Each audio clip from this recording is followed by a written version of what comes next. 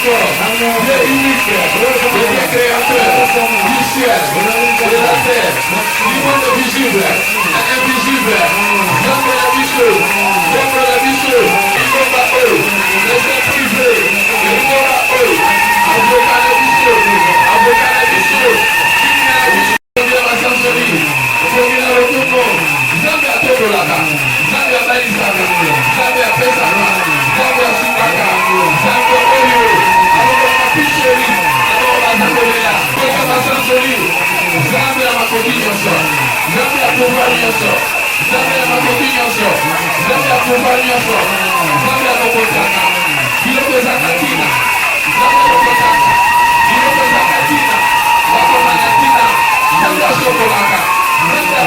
Na makama, na baksida, na biyibi, na basassin, na baplan, nyonso ya monde des ténèbres. Oyo basalaki na poso lekaki, Nzambe abateli yo na maso, Nzambe asungi yo, Nzambe abikisi yo, apesi yo nyonso ezalaki na ndako na yo, na bomoi na yo, tonda Nzambe wana, loba merci, pona nyonso, oyo azali pona yo, na poso mobimba oyo nyonso, ya molili. Mokanda pe bilembo na yango na likolo na mokili na sena mokili motote ngai pe na lelaki mingi po ete moto moko te akoki kokangola mokanda yango nde moko na mikolo alobi ete Adini na libota na Yuda asili kolonga ye akoki kokangola mokanda na bilembo na yango sango. Beta maboko makasi Matthieu alléluia eza na mokanda ya Jean chapitre 14 verset 10 à 11. Matthieu alléluia ezali na mokanda ya Jean chapitre 10 chapitre 14, verset 10 à 11. Yohana et Kapo. Yazomi na minei. Zela kotanga. Zomi tizomi na moko. Na lopoto itatu la miboui. Ne crois-tu pas, moi, je suis dans le Père, et le Père à moi. Les paroles que moi je vous ai dites, ce n'est pas de moi-même, mais le Père qui demeure en moi. Croyez que je suis dans le Père et le Père est en moi. Sinon, croyez-moi à cause de ses œuvres. On dimite que ngai nazali kati na tata pe tata kati na ngai. Maloba o nazali koloba euti na ngai te, euti na tata. Ye afandi kati na ngai pe ye nde azali kosala misala. Bundima ete nazali kati na tata pe tata kati na ngai. Noki bundima ete misala wana ye nde azali kosala yango. Zetu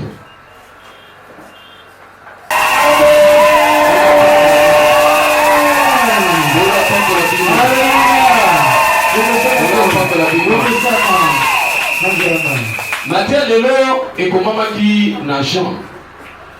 Jean azali moko parmi les 12 apôtres, de Jésus de Nazareth.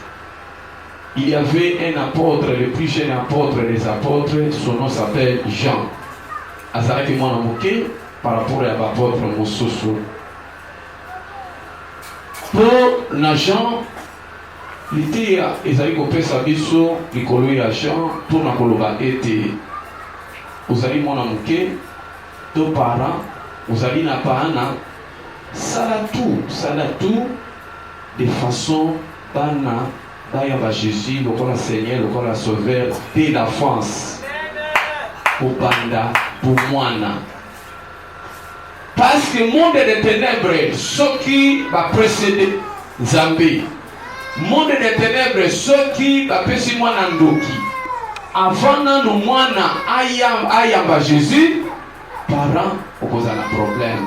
Sana mwana moko kaka oyo aza na ndoki mwana wana akomi porte d'entrée ya monde de ténèbres na famille na bino. Nakoyebisa boye ndoki moko te ya voisin to ya famille akokota na famille na bino soki na ndako na bino ndoki moko azali te. Sokomoni bandoki bakoti na kati na ndako na bino elingi koloba ke na ndako na bino kozali na mwana moko oyo aza ndoki. Mwana wana afungulaka porte mpona bandoki ya quartier, bandoki ya famille, afungule bango porte mpo bakota na kati na ndako na bino. But oyo Nzambe apesi biso le Saint-Esprit. Dimanche passé toyokaki qu'est-ce que c'est le Saint-Esprit. Mokolo lelo tozali koyeba pourquoi Dieu nous a donné le Saint-Esprit. But nini oyo Nzambe apesi biso molimo mosantu. Bite na ngweza nini? Bite ya liboso. Nzambe azali na posa atika trone na ye afanda na kati ya poma na ye. Amen. Nzambe atika trone, atika lola, akita aya kofanda na nchoto na yo. Aya kofanda na poma na yo. Ndenge Paul azakoloba. Ce n'est pas moi qui vis, c'est Jésus-Christ de Nazareth qui vit en moi. Souci na Nzambe zali Nzambe afanda na kati na bomo na yo. Ndenge balobi ete oyebi te ete njoto ya yo ezali tempelo to ezali ndako ya molimo mosantu. Nzambe alingi na ntongo ya lelo okoma ndako esika Nzambe. Mais il n'y a pas trois dieux, il n'y a qu'un seul Dieu. Il n'y a pas trois dieux, il n'y a qu'un seul Dieu. Mais Nzambe wana aza na fonction misatu. Fonction ya liboso eza tata. Babengaki ye Nzambe tata, tango azalaki na colonne de feu, colonne de nuée na Moïse babengaki ye Nzambe tata. Tout babengaki ye Jéhovah. Mais Nzambe oyo babengaki ye Jéhovah, ou babengaki ye Nzambe tata, Nzambe wana asi dépouillé alongoli nyonso ya bonzambe akotisi na nchoto babengi Jésus-Christ akotisi nyonso. C'est pourquoi babengaki Jésus plénitude de la divinité. Eliki kolobake mobimba ya bonzambe ezalaki na nchoto oyo moto oyo babengaki Jésus de Nazareth. Tango Jésus ayaki na kati na mokili azalaki kotambola ezalaki nde Nzambe mobimba azalaki kofanda na kati na nchoto babengi Jésus oyo babengaki Jéhovah. Celui Jésus de Nazareth azalaki na kati na ye. Mais mokolo moko parmi les apôtres babengi na kombo ya Philippe alobi kolo yo zoloba mikolo nyonso okende pa ya tata tata na yo azalaka wapi? Papa na yo pe kombo na ye ezalaka nini? Papa na yo azalaka wapi? Pe papa na yo kombo na ye ezalaka nini? Kombo na ye nani? Mais Jésus alobi oyo amoni ngai amoni tata. Oyo amoni ngai amoni tata. Jésus nde Nzambe babengi Jéhovah. Ye nde le Dieu créateur. Atambulaki na kati na bato. Bato basimbaki Nzambe à travers Jésus. Mais Nzambe wana Jésus aye ko se dépouiller abimisi bonzambe nyonso aye ko sopa yango na kati na église na kati na bakristo nde babengi yango le Saint-Esprit. Jésus-Christ de Nazareth oyo azalaki mobimba ya bonzambe asoki yango bonzambe nyonso na kati na assemblée na kati na église na kati na bakristo.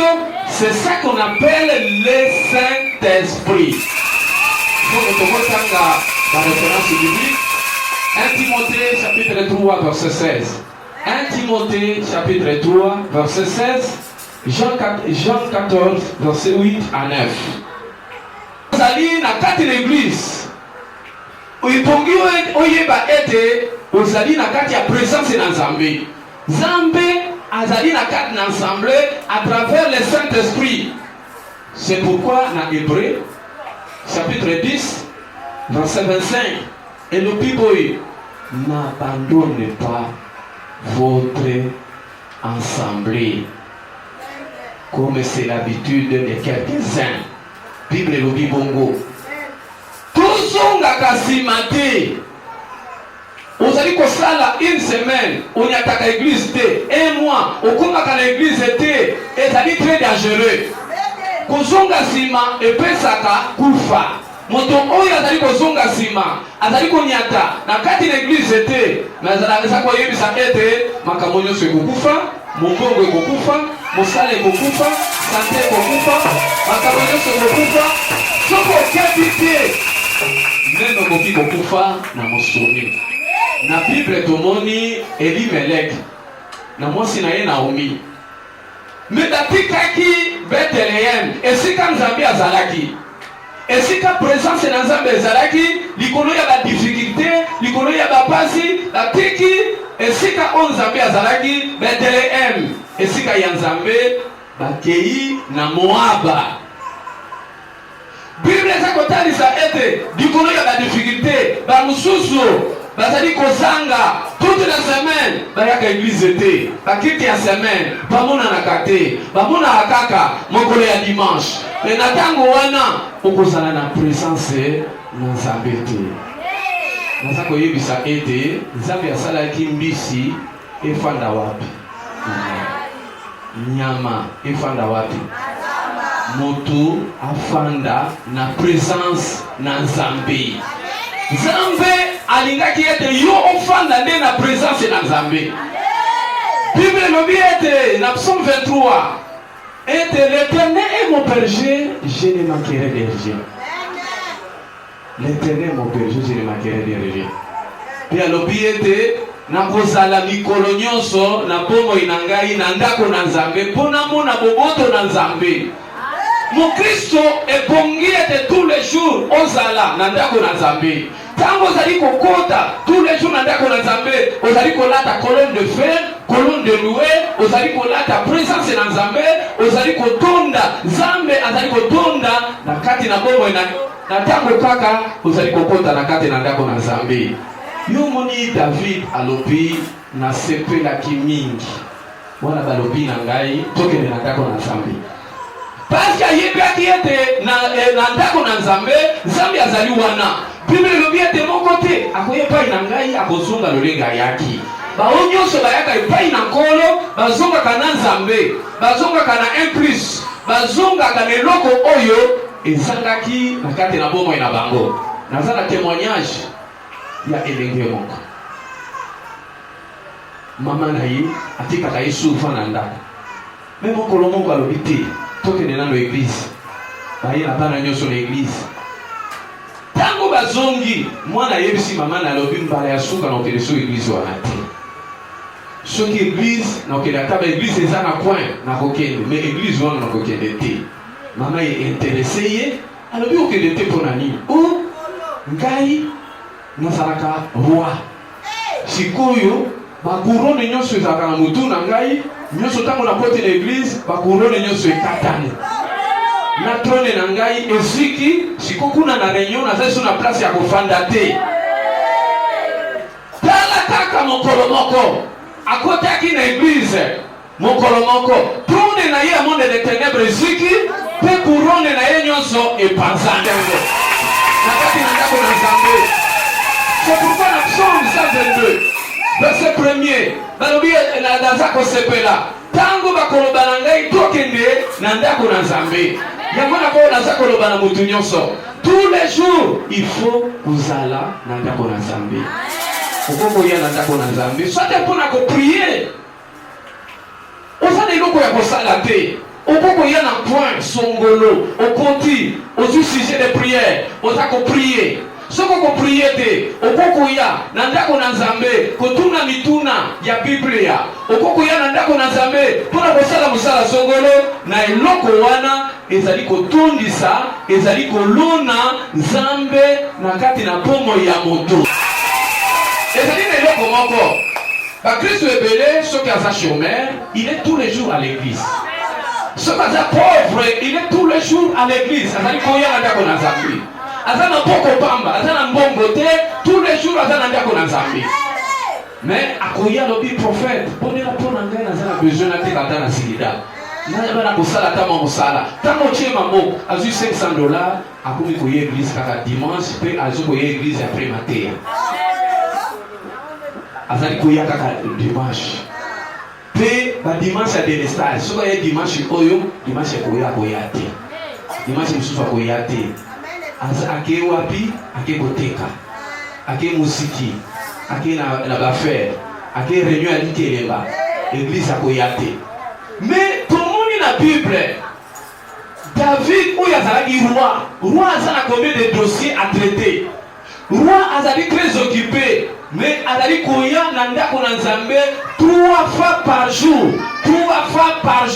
roi azali koya na ndako na Nzambe 3 fois par jour mais yo na muteo Nzambe apesi yo oh j'ai trop à faire on aza très occupé makambo ya mosala Bible lobi ete soko ozwi makambo na yo tie liboso makambo na yo kozonga nsima soko ozwi makambo na Nzambe otie liboso makambo na yo mpe kokende liboso pise façon ya kosalela Nzambe ezali kocharge yango bada mokolo lelo molende persévérance na makambo na Nzambe ezala moto nyonso lelo oyo oza me monsieur ditarche te ozokoya kaka dimanche soko okomi bourgmestre bongo soko okomi gouverneur bongo soko okomi ministre bongo soko okomi président okoya na ndako na Nzambe te mais David est roi azali koya 3 fois par jour aye na église na Tongo aye na église na 12 heures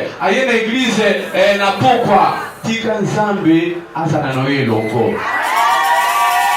akopesa témoignage nakendeki na église moko pasteur moko evitaki ngai nakomi kuna nakomaki alobi tokutana na ba 14 heures komi nazaka na respect ya heure nakomi 13 heures nakuti moto ayambi ngai azali secrétaire na ye natuni yo oye awa heure nini alobi te nga na lelo ifole tozala plénière aza député akimi palais du peuple esika asalaka aza député alobi lelo ezaka jour ya tili te ata plénière eza ndenge nini nakendeke te ata plénière eza ndenge nini nakendeke te parce que ngai naza secrétaire naza mpe diacre lokola naza diacre ngai ifo nasala bopeto avant krite ebanda ifo basukula bakiti ifo batala barideau il faut bakomba il faut baarranger makambo nyonso avant que le pasteur arrive il faut makambo nyonso ezala déjà en ordre mais tozomona badiacre na biso oyo baza na message du royaume de Dieu okomona mokolo ya mardi aye te mokolo ya jeudi diacre ayaka na ye te mokolo ya dimanche diacre azoya na bakristu nzela moko mais na ntango wana okofutama te mais ntango ozali kosala mosala na goyigoyi Bible elobi bakosalela Nzambe na goyigoyi azali sous la malédiction bato mingi bazali badiacre baza baancien baza baprotocole aza secrétaire aza na fonction songolo to azali mokristo mingi na kati na bango bati mombongo na bango misala na bango batie na première place c'est pourquoi la bénédiction n'arrive pas makambo na yo ezali te tala oembrase boye ndako na yo oembrase boye mwasi na bana na yo oembrase boye makambo na yo me makambo na Nzambe opesi yango mukongo opesi makambo na Nzambe mokongo alors na tango wana Nzambe amoni ete oza egoiste ozali kowela kaka intérêt na yo ozowela intérêt ya Nzambe te Bible lobi na Jacques chapitre 4 verset 3. Bokosengaka, bokozwaka te, po bokosengaka mabe na tina kokokisa maposa na bino ya mabe. Bana ya kinga bwa, boti ya Nzambe na première place. Boti ya Nzambe na première place.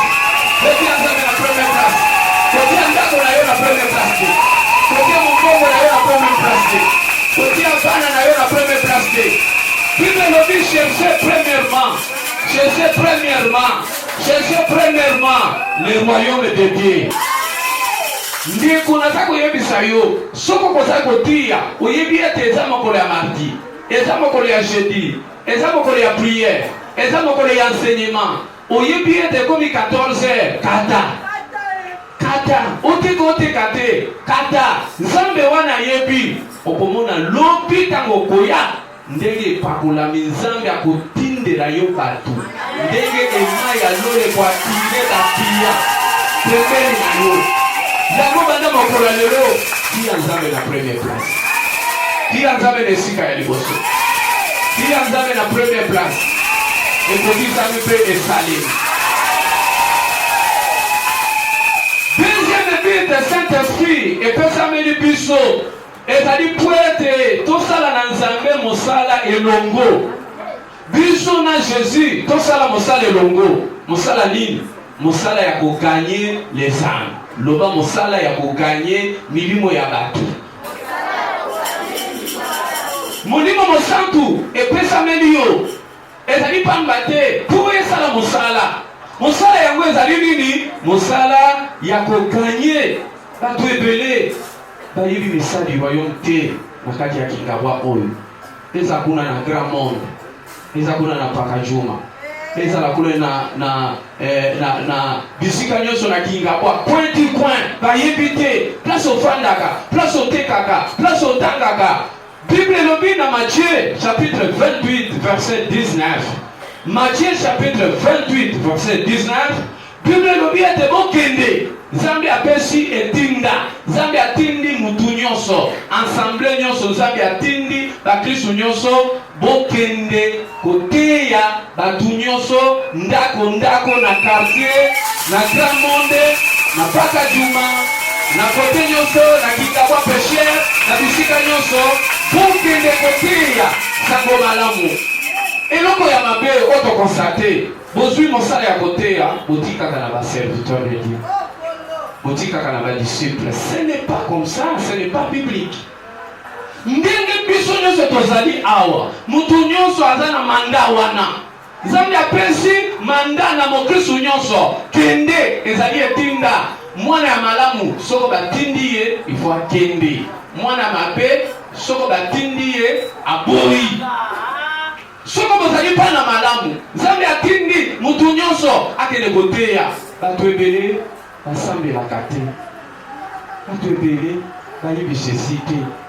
Mingi baza malade, mingi baza kosouffrir, mingi baza na posa meme bamiboma.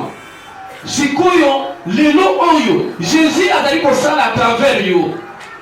Yo kende koteya mutu wana ayeba Nzambe sima na yo ezali mosala na yo etinda mosala ya mutu nyonso. Tout le monde. Mais na temps des apôtres ezalaki bakristo nyonso bazali na mosala wana ya koteya batu nyonso. Mais nous les Congolais, nous sommes les orgueilleux. Même bato oyo baza kosambela. Ngai namoni na film ya découverte, na vidéo, un président, ministre en fonction, aza na mutuka monene bakomi Jésus est Seigneur Sauveur, aza kotambola avenir par avenir, aza kosala évangélisation. Pe asalaka yango mikolo nyonso, tous les jours aza kosala yango mikolo nyonso.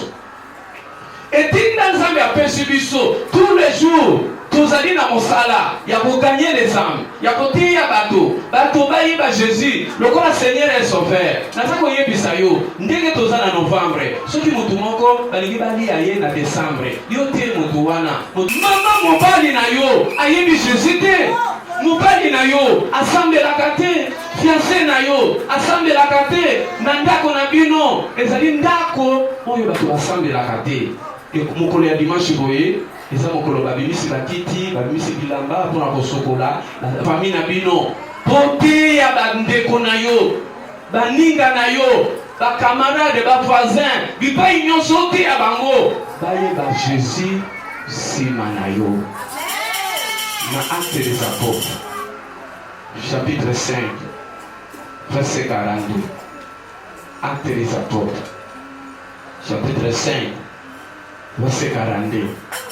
Bible lobiete les apôtres bakristo mokolo na mokolo bazali kokota maison par maison, maison par maison, tous les jours, maison par maison, bazali kokende côté ya Jésus-Christ Nazareth, côté ya bato baza malade, bato baza abandonné, bato baza na loboko na litama, bato baza désespéré, bazo kota na hôpital, bazo kota na prison.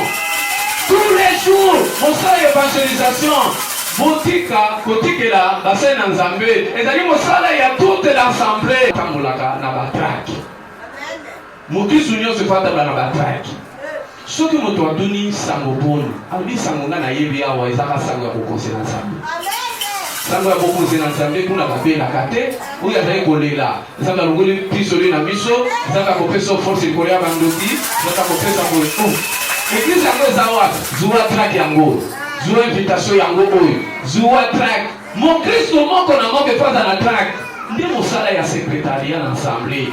Kosala ba track, kosala ba invitation, kopesa ba Kristo mikolo nyonso. Tango ozokende classe, ozokoteya bana classe. So ozokende wese, ba mama botekaka na bango, bozali kokabola. Na nzela, bokokabola. Tala mosala na yo.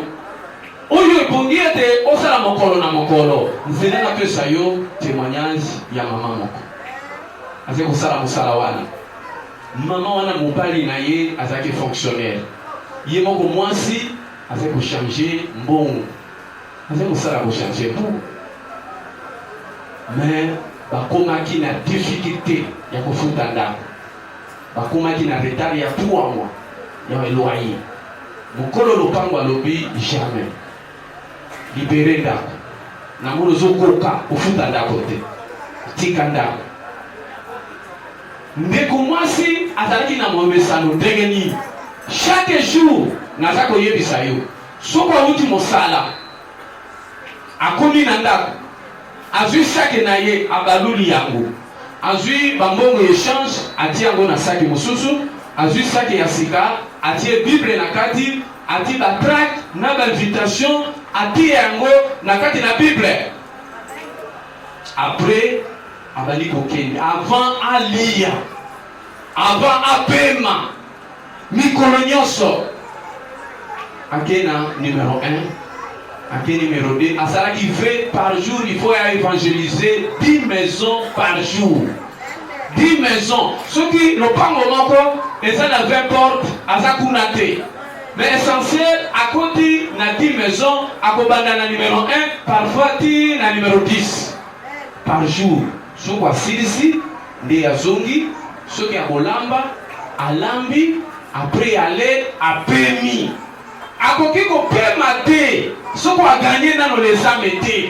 C'est ça qui joue. Avec qui disciple était, avec qui diaconesse était, avec qui prophétesse était, avec qui mon Christ y a pamba. Oui, mais l'on peut savoir que ça est là. Aïe kokende, et pas il y a petit frère là, dans ma campagne. Aïe kosengaye, ce qu'on peut sungaye, na garantie. Et l'on peut qu'elle kosenga garantie. Papa c'est une bonne garantie pour renouveler garantie ailleurs. Abi ma place wana pour papa le pango lobby, bazo ko futa ndako. Ayebisi leki na ye lobi bosi angana naza bapaya asoli na bapaya. Après kosona na bapaya akoti na chambre aumeli tango azongi na dossier. Après quelques minutes abengi avocat na ye, tango abengi avocat na ye, avocat tango ye abengi grande sœur alobi grande sœur naza na eloko moko etouché dans mon cœur tango yebisi ngai makambo ya garantie Nzambe ayebisi nga boye lopango na ngai ya bon marché tofona kabela oyo lopango ya bon marché yango na bengi avocat buku yango oyo bokende na leta bolongola kombo na ngai botia kombo na bino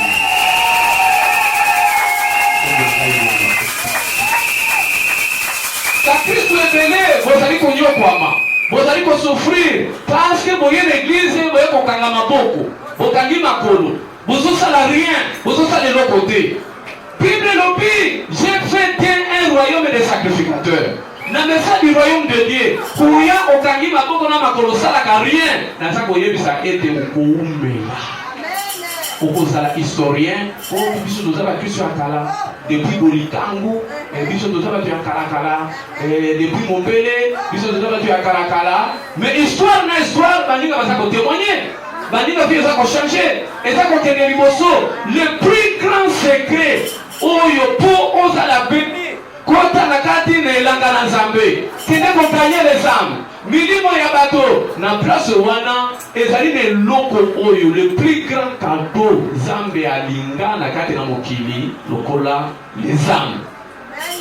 Nzambe soko kabelie milimo ya bato oyo Bible lobi moto soki azalaki aveugle amoni fete esalama na lola te moto azalaki koka atamboli fete na lola esalamaka te mais moto oyo azalaki moto mabe azali kosambela te akomi kosambela kelelo feti esalemi kuna na lola po motu wana azalaki moto ya zododo azalaki mondeli bianga azali kosambela te akomi kosambela fete esalemi na likolo lokola yo osalisi fete na lola yo osalisi fete na lola Nzambe akopesa vi ya feti na vi na yo Nzambe akopesa yo esengo akopesa yo kimia vi ya feti ekozala na ndako na yo kozala koseka kosepela mikolo nyonso okosepela na makambo nyonso.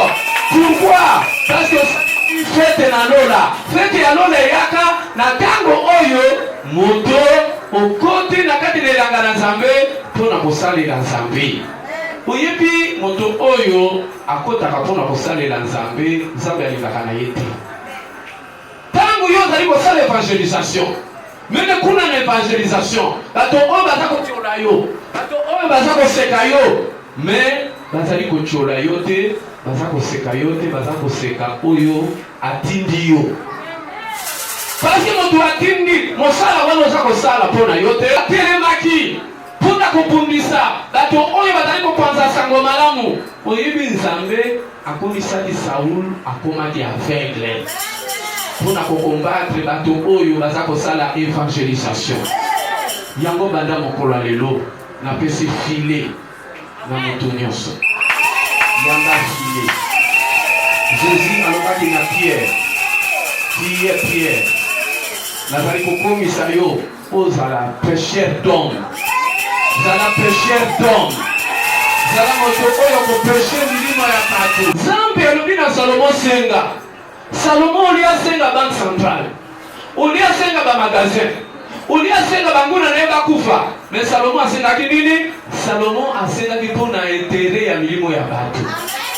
Yango Nzambe asepelaki na ye alobi Salomo oyo sengi bazwi balekaki bazwi bakoya me mozwi lokola yo akotika kosala te mpe na kopesa yo mayele koleka. Olingi ozala béni à tout et pour tout. Olingi omona bikamo na bisala ya bikamo na kati na vi na yo kota na elanga na Nzambe. Nzambe bakoya ebele makambo mpe Nzambe mpe ya kosalela yo makambo ebele. Tika banda mokolo lelo boni likolo na ngomba makolo na ye oyo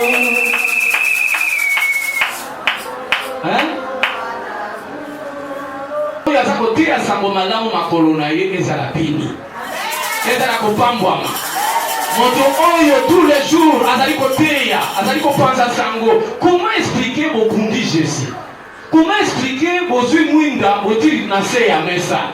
Vous allez témoigner de makambo on a d'accord ça les rabino. Il faut vous témoigner dans le pan. Il faut vous témoigner dans le quartier. Il faut témoigner dans la famille. Nesi ko salaka tous les jours. Bible no biba ya karanta ko nzambe maboko panga te. Endika ko ya na mbongo te. Mardi oye na 3 ans. Oye na batomi sali. Jeudi oye na batomi tano. Dimanche oye na batomi tano. Mokolo na mokolo koyaka yo mokote. Il faut ya na bato oyo teya. Nakati na lupango, nakati na quartier. Du Saint-Esprit, nakati na biso epesa mele biso, pour aimer ma biso na enlèvement. Pour Saint-Esprit, aimer ma biso na enlèvement. Moto akosa yo te. Lia na yo, mela na yo, c'était là, mais fin de l'homme Esaïe. Mokolo moko kokufa. Liwe ezatu na boto nyonso. Bato bakufa déjà ba précédé de biso. Biso pe tokolanda pe bango. C'est pourquoi masango oyo eza masango mususu oloni yango masango wana ebimite. Eza na lisango mususu oloni yango masango ebimi. Masango nini ebimaka? Eza masango oyo eza na bomoi. Eza na vie. Vie c'est Dieu, vie c'est le Saint-Esprit. Moto oyo azana Saint-Esprit ata lelo bakundi ye lobi akosekwa. Lobi akosekwa. Lobi akozala ressuscité. Saint-Esprit epesa mele biso po ete un jour tosekwa. Ezali na mokolo na suka oyo Bible lobi kelelo ekobeta Yesu akotelema na mapata bo bakozala. Bo bakozala na bomoi bakozala transformé. Mais on va poser la bakundi déjà, va poser quoi? Va poser la nzambe longo. Alléluia. Pour Jésus, avec ça na mokili, biso to ça la continuité na yango. Les apôtres bakufa. Mais continuité ya mosala on il faut continuer. Et pour continuer na bato oyo baza na Saint-Esprit. Misala ya Jésus sali. Misala ya Jésus eloko ya liboso c'est prêcher.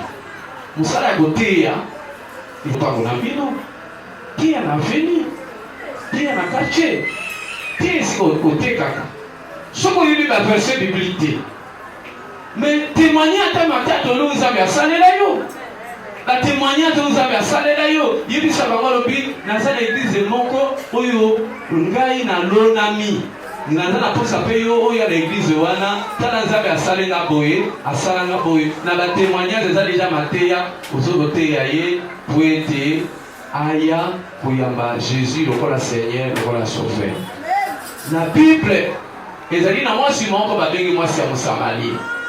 Mwasi ya Mosamaria asalaki kaka témoignage na ye esalaki ete mboka mobimba bayamba Jésus lokola Seigneur Sauveur. Mboka mobimba bayamba Jésus à cause ya témoignage. Témoignage na ezalaki nini? Na kekuna basakoli bayebisinga makambo na ngai nyonso. Mais yozo yamba bisakoli awa otozo ko témoigner te eza na lupango eza na veni eza na quartier pointe batu wana bayeba Nzambe bayamba Jésus na kati na bomo ya bango za na mosala ya koteya ozana mosala ya délivrance. Délivrance ezali nini? Moto oyo azali na maboko ya Satan akomi na maboko ya Nzambe. C'est ça la délivrance. Moto oyo azali na kasho ya Satan akomi sikoyo epai na Nzambe, moto wana azali délivré. Ozali na mosala wana mama mobali na yo aza na Nzambe te, ozali na mosala ete o délivré mobali na yo ayeba Nzambe. Oyebi basi mingi asalaka erreur. Soki aza na mobali moko aza ndumba alalaka na ndako te, na ndako azolala parfois 2 fois par semaine. Tango akoya sikoyo mwasi oyo ayebi makambo na Nzambe te, eloko ya liboso akweleli mobali na kofinga na kobundisa ye na kotia manzaka. Na tango wana oza kolivre mobali na yo na maboko ya bambeya. Oza kolivre. Mais naza na témoignage ya sœur moko ayaki alobi papa mobali na ngai kindumbeleki bilamba na ye soko aza na 10 pantalon 3 pantalon nde etikali na ndako bapantalon mosusu ekei soko akei abimaka na 2 pantalon 3 pantalon azokende soko akei akosala ba 1 mois ba 2 mois sikoyo nasala ndenge nini alobi sikoyo yo osalaka ndini alobi nga naswanisi ye nafingi ye namenase ye naboyi kolambela ye me au contraire nde makambo ye grave mpi wana koza kobunda na mosuni na bitumba ya molimo bunda na molimo kobunda na mosuni te kobunda na molimo nayebisi ete sa osi ogena mpona mobali na yo alobi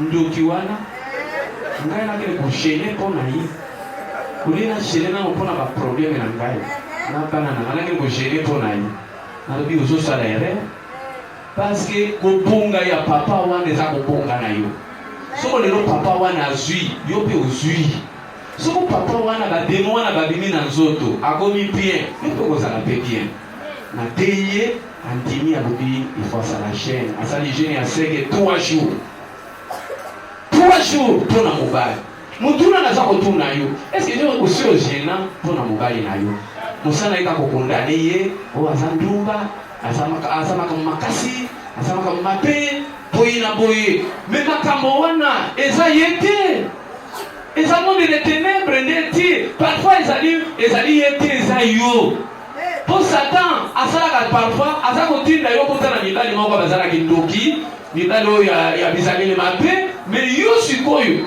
nde fosala makasi oyeba kokangola ye oyeba kodelivre ye yoko toza na fiancé nzambe adelivre fiancé na yo nzambe adelivre mpe mobali na yo nzambe adelivre fiancé na yo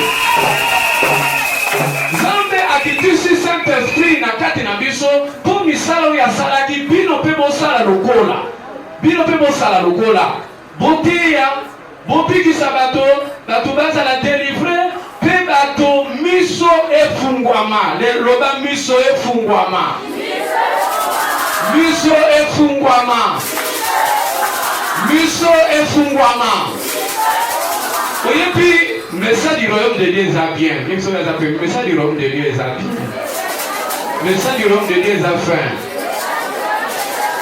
ezali na bato oyo baza kosambela o priere ya komba ozo priere komba ta mosusu oza kotire liboso ta mosusu munguna na yo afandelo na mapeka munguna afandelo na mapeka oyo ozo kotire tire pou mosusu oza kotire likolo ta mosusu munguna na yo aza na mokongo na yo amateli yo na mokongo bible elobi ete epongi motu na nzambe akoyebisa bino les choses cachées oyo boyebaki te les choses cachées soko lelo yo ozobala te ifo tuna nzambe mpona nini ozobala te ezali kaka okoti obimi non awa basambelaka bongo te soko ozobala te elingi koloba ke il y a quelque chose ezali kosala obala te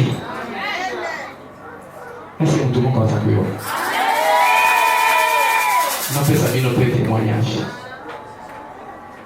mama moko azali kosambela ya dimanche mpo atekaka lokola atekaka ye ayaka na dimanche na semaine ayaka na ye te mais aye kozwa surprise moko azalaki na mobali na limete mobali akimi ye azwi ndako mosusu na makampagne kuna na makampagne azwi jeune fille ya sika ya mombamba ya basashe atie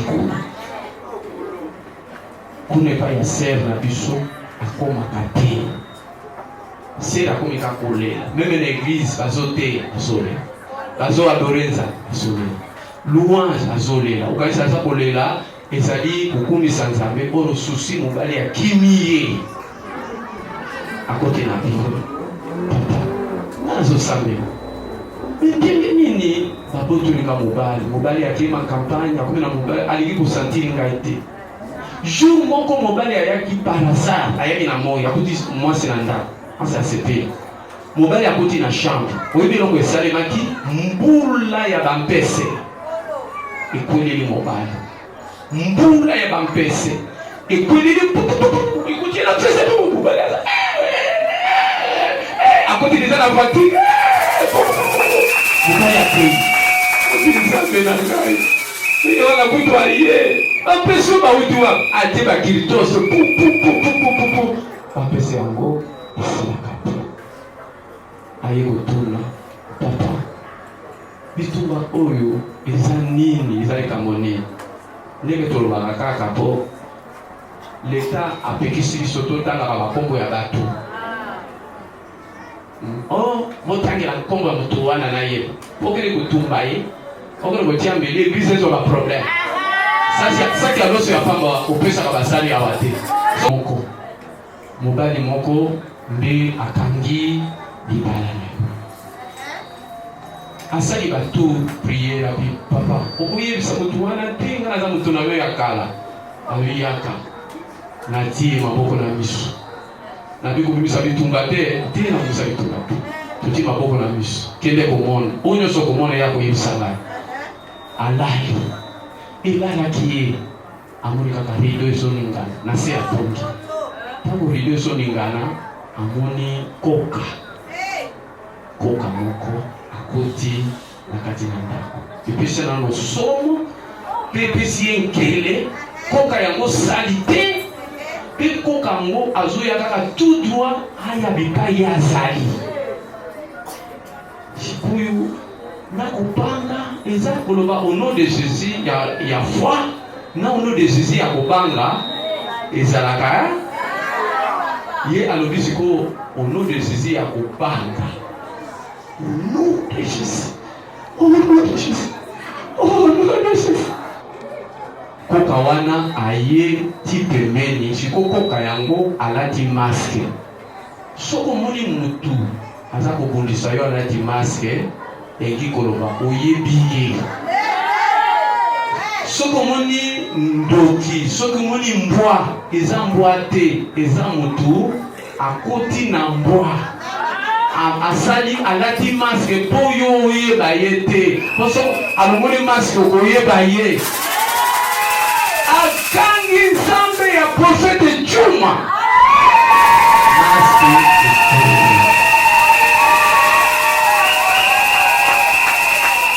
tango maske boyi amoni ezali papa moboti na ye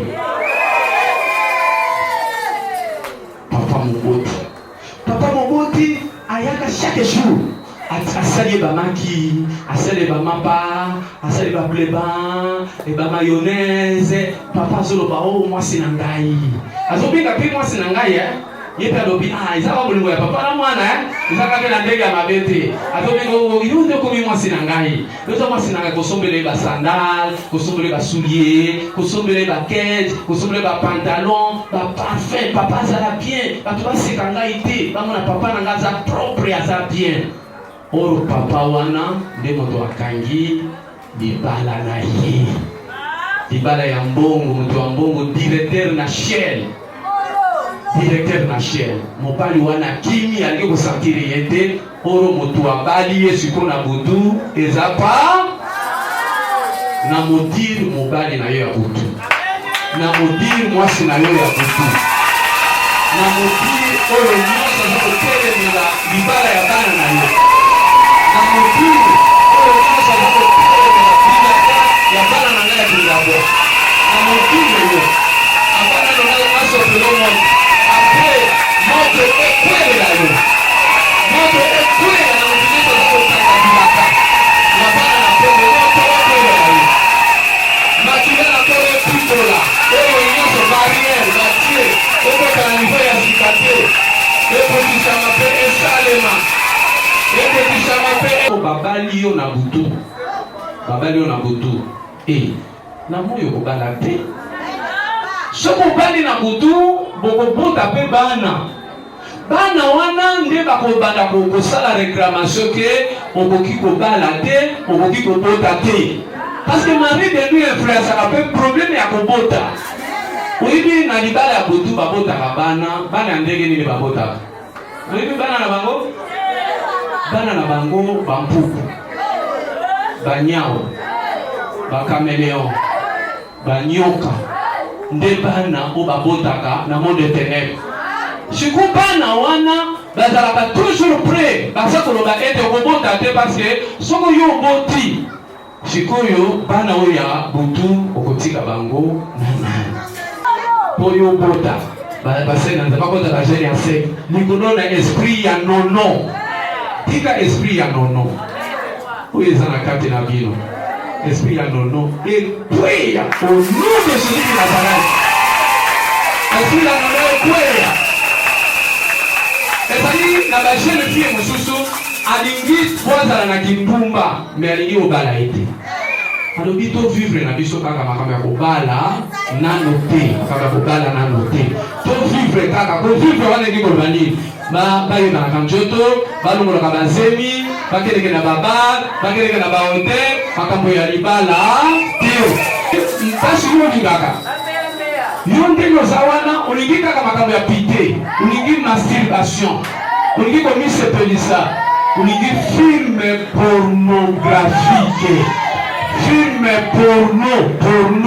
pornographique ezali biloko ya bana nzambe te soki wakotika te yebisa Saint-Esprit epesa makasi ya kotika yango bamosusu toza na yo wana moi na butu oza na reunion ya bandoki bamosusu oza wakotika kindoki te yebisa Saint-Esprit apesa yo makoki otika kindoki. La puissance du Saint-Esprit est même à monter dans l'obéissance de la parole de Dieu. Sokaya okotosa mongongo nanzambe mapamboli oyo nyonso makopela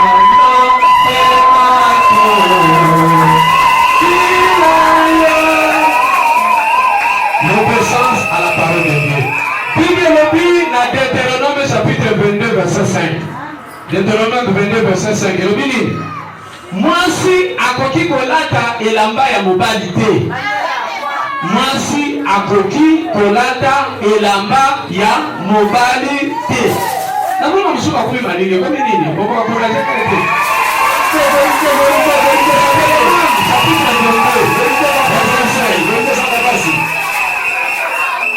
Mwasi akoki kolata elamba ya mobali te. Moto oyo aza na Saint-Esprit akoboyir yango. Namoni basi oyo atangi makomi wana natangeli ye te azwi valise na ye mibale ya bapantalon ake kotumba. Atumbi yango pona nini? Pona obéissance de la parole. Mwasi soko olati pantalon olati Satan. Mibali ya butu bakotika yo te, bademo bakotika yo te, esprit mabe kotika yo te. Pomika kobala mwasi waza kolata pantalon te, pomika te. Mwasi akoki kolata pantalon te, to charger. Ngai ndenge na ye koye, na ye na mwa blouse na ngai, na mwa jipe na ngai, nazoteya. Ese za malamu? Bongo bino molati pantalon ndenge nini basi pe pantalon yango pantalon ekangi yo lokola boudin ekangi yo lokola kwa ekangi yo puis oza kotambola ozakoka kotambola te esere soki obimisaka yango na bafourchette obimisaka yango ndenge nini pantalon wana obimisaka yango obimisaka na bafourchette obimisaka na sachet amoni makambo na yo. C'est pourquoi naza koloba ke ebele mabala eza koya te mpona nini? Parce que vous allez na désobéissance, vous avez l'esprit ya rébellion. Bible elobi ete kozala vie ya kolinga mokili te. 1 Jean chapitre 2 verset 15 à 16. 1 Jean chapitre 2 verset 15 à 16. Bible elobi bolinga mokili te. Pe makambo eza mokili. Moto oyo akolinga mokili azali ennemi ya Nzambe. Yolingi ba vie ya bar. Olingi ba vie ya boîte de nuit. Olingi ba vie ya banganda. Mais vie wana, Bible elobi celui qui vit dans les plaisirs. 1 Timothée chapitre 5 verset 6. 1 Timothée chapitre 5 verset 6. Celui qui vit dans les plaisirs est mort quoique vivant. Ce qu'on a vu, il y a l'ambiance. Vie ya kindumba, vie ya komela masanga, vie ya baba, ozali ya kokufa, ozali ebembe ya kotelema. Mwesika ebebisami, lokwa otetolama, zangazala, mokonzi unayo. Tozwa nguya, lobanguya, lobanguya. Actes des Apôtres, chapitre 1er, verset 8. Actes des Apôtres, chapitre 1er, verset 8. Bible nous dit que le koyamba nguya, molimo mosantu, likolo na bino. Pona nini, liboso, nguya epesa yo puissance, victoire na prière. En travers prière, okozua elonga. Oui, oui, sur un message. Tu priaka na tongo na 12 heures avant ya kolala ko prier pe na minuit.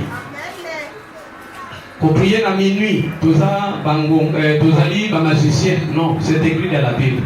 Psaume 119 verset 62. Psaume 119 verset 62. Balobi na lalaki na lamuki na minuit. Matthieu chapitre 6 verset 12. Matthieu 6 et 12. Jésus a dit pour la mouka namido. Pourquoi prier le matin? Pour nani tokobondela na tongo. Tango za kombima eloko ikoye la yo na journée wana yebite. Ba musu ba bima mais bazonga lokolo moko. Musu abima a se retrouver ebembe na morgue. Avant ya compliment, il faut prier parce que le monde de ténèbres est planifié et non comment na vie na yo pour la journée wana. Journée et le kamalam. 12 heures na penga kango remaniement. Tout ça na prière à 12 heures. Mais comment na moto asate? Parce que prière ya 12 heures la prière à remaniement. Remaniement ni biko ba ete bo ba zali ba konsi, ba komi ba topamba, yo zali moto pamba, okomi pe mokosi. Vous avez dit riche, par contre, la pauvre, vous avez dit pauvre, on peut payer riche. Prière, il y a remaniement. Vous avez dit marié, par contre, on peut célibataire. Vous avez dit célibataire, on peut marier. De prière, il y a 12 heures. Prière, il y a 12 heures. Prière, il y a pas de oui, il y a des gens qui ont mabele. Parce que tout salemi na mabele.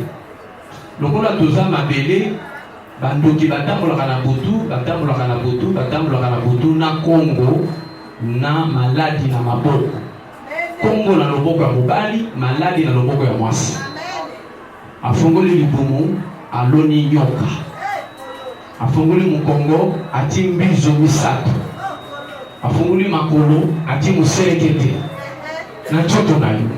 Yo lalaki bien, unamuki na tongo tengote. On a dit bien, on a dit na tongo, njoto nyoso pasi. Bitumba. Et ça n'est pas famille mususu ba monela bango. Famille ba monela esali. Famille moko ba kanga mabala. Famille ba batu ba bota kate. Famille mobimba batu ba bonga kate. Famille batu ba kufa na bomwana. Famille wana ba monela yango.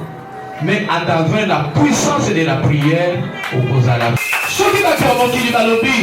celui qui est capable de prier est capable de tout. Ce n'est pas biblique, mais il a expérience.